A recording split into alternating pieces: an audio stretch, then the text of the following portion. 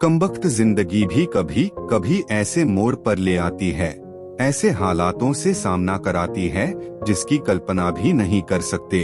Train में वो अकेली सफर कर रही थी। एक शख्स का मिलना मानो जिंदगी में एक संजीवनी के मिलने के समान था। वो बगल की सीट पर बैठ गया। बाहर रिमझिम बारिश हो रही थी। उम्र के इस मोड़ पर भी कमबख्त वैसा ही था। कुछ भारी जरूर हो गया था। उसने जेब से चश्मा निकाला और मोबाइल में लग गया। मेरे सिर के बाल सफेद थे, लिहाजा उसे छिपाने के लिए सिर पर पल्लू डाल लिया। बाथरूम से लौटी तो उस महाशय को अपनी सीट पर काबिज पाया। थोड़ी देर में आपका सीट छोड़ दूंगा, उसने कहा। वह मोबाइल में खो गया। वह 10 साल में ही मुझे भूल चुका था कि शादीशुदा है, मैं भी शादीशुदा हूँ। सपनों में जीने के लिए उसके सानिध्य की कल्पना भी कर सकती हूँ। कभी प्यार का इजहार नहीं हुआ, छुपी हुई चाहते तो थी। उसकी हर कविता शायरी में खुद को खोजा करती थी। बस एक दूसरे का हम दोनों केयर करते थे। दोनों की शादी हो गई, ऐसे ही जिंदगी गुजर गई। उसने ठीक से नजरें उठाकर मुझे देखा तक नहीं। अचानक टीटी आ गया। मैंने अपना टिकट दिखा दिया। उसने कहा कि उसके पास टिकट नहीं है। उसने फाइन के साथ कानपुर तक का टिकट लिया। मुझसे नहीं रहा गया। मैंने पूछा, कानपुर में कहाँ रहते हो? कहीं नहीं, उसने मोबाइल में नजरें गड़ाए ही बोला। किसी काम से जा रहे हो? हाँ, शायद वहाँ नौकरी करते हो। नहीं, उसने कहा। अब मेरी हिम्मत नहीं हुई कि कुछ और पूछूं। कुछ देर बाद वह खुद ही बोला, ये भी पूछ ही लो कि क्यों जा रहा हूँ कानपुर। मेरे पूछने पर उसने बताया कि एक पुरानी दोस्त मिल गई है जो आज अकेले सफर पर जा रही है। फौजी आदमी हूँ, सुरक्षा करना मेरी नैतिक जवाबदेही है।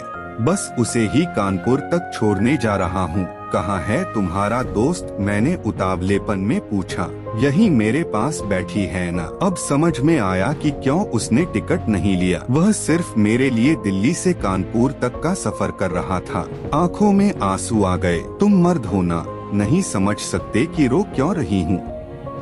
उसने कहा, एक कवि और लेखक भी हूँ, सब समझ सकता हूँ। शुक्रिया पहचानने के लिए। मैंने आंसुओं को पोंछते हुए कहा, तुम्हारे साथ कोई नहीं था इसलिए आना पड़ा। तुमको यूं अकेले सफर नहीं करना चाहिए। भाई दिल्ली में है इसलिए राखी बांधने चली आई थी।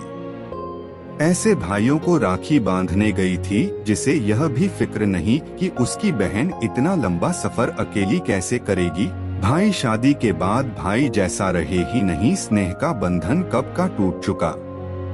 वे लोग भाभियों के हो गए, मम्मी पापा भी नहीं रहे कहकर मैं उदास हो गई। तो पति को समझना चाहिए, उनकी बहुत बिजी लाइफ है। मैं उनको डिस्टर्ब नहीं करना चाहती। मेरी याद आती थी तुम्हें? मैंने हिम्मत करके पूछा। उसने कोई जवाब नहीं दिया। उसने हाथ में पहना तांबे का कड़ा दिखाया जो मैंने उसे फ्रेंडशिप डे पर दिया था। यही अक्सर तुम्हारी याद दिला देता था, उसने कहा। अब तो दोनों की अलग अलग जिंदगी है ना।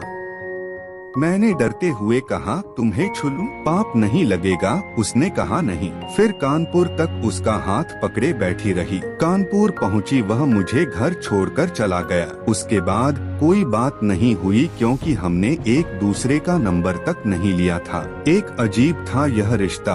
प्यार था, आकर्षण था, पर गरिमा के आवरण से ढका हुआ था। 1 महीने बाद अखबार में पढ़ा कि वह देश के लिए शहीद हो गया। मेरे ऊपर क्या गुजरी होगी इसकी कल्पना कर लीजिए। अकेले लाज की दर से उसका अंतिम दर्शन भी नहीं कर पाई। 1 साल गुजर गए। रक्षाबंधन के दूसरे दिन दिल्ली से कानपुर लौट रही हूँ अकेली, उदास, इस आस में बैठी हूँ कि वह खिड़की के पास बैठा मिलेगा। हमसफर नहीं रहा, बस यादें ही हमसफर बनकर रह गई। जिंदगी के सफर में कौन साथ चलता है, कौन साथ छोड़ देता है, किसी को नहीं मालूम। स्मृतियाँ साथ रह जाती हैं, जो कभी गुदगुदाती हैं तो कभी रुलाती भी है। मैं आशा करता हूँ कि आपको ये स्टोरी अच्छी लगी होगी। कृपया इसे अपने दोस्तों और रिश्तेदारों के साथ फेसबुक और व्हाट्सएप पर ज्यादा से ज्यादा शेयर करें।